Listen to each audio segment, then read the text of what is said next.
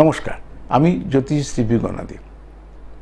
এটা টিপসের অনুষ্ঠান এবং এটা পার্মানেন্ট সলিউশনের টিপস। অনেক মানুষ জানে না যে নিজের জন্মবারকে কী করে প্রোটেক্ট করব। জন্মবারের উপরও অনেক কিছু কাহিনী রয়েছে। একইবারে সবাই জন্মাচ্ছে, কেউ ডাক্তার হচ্ছে, কেউ ম্যাজিস্ট্রেট হচ্ছে, কেউ MBA স্টুডেন্ট হচ্ছে, কেউ ইঞ্জিনিয়ার হচ্ছে, কেউ পড়াশোনা করছে না, কেউ ফেল করছে, কারোর চাকরি হচ্ছে, কারোর চাকরি যাচ্ছে, কেউ ব্যবসা হিসেবে প্রতিষ্ঠা পেয়ে সবার তো এক হচ্ছে না।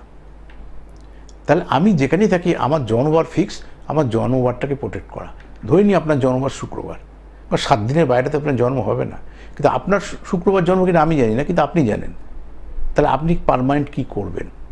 শুক্রবার যদি আপনার জন্মবার হয় তাহলে তামা, লোহা, সীসা এই 3 ধাতুর কম্বিনেশনে আপনি একটা আংটি তৈরি করবেন, করে আপনি মিডল ফিঙ্গারে ধারণ করবেন।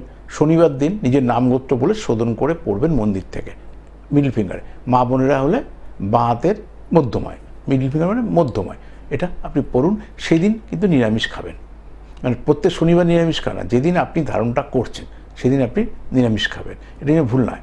আর 6মুখী রুদ্রাক্ষ আপনি ধারণ করুন। এই দুটো জিনিস পার্মানেন্ট, কোনোদিন খুলবে না, কারণ জন্মবার আপনার চেঞ্জ হবে না। দশা চেঞ্জ হবে, অন্তর্দশা চেঞ্জ হবে, কিন্তু জন্মবার চেঞ্জ হবে না। তারপর যখন আপনি আমাকে দেখাতে আসবেন তখন তো আমি আপনার কি চলছে, কি করলে ভালো আছে, তো আমি আপনাকে গাইড করবো আপনার। তো তুমি বিদায় নিচ্ছি, ভালো থাকুন, নমস্কার।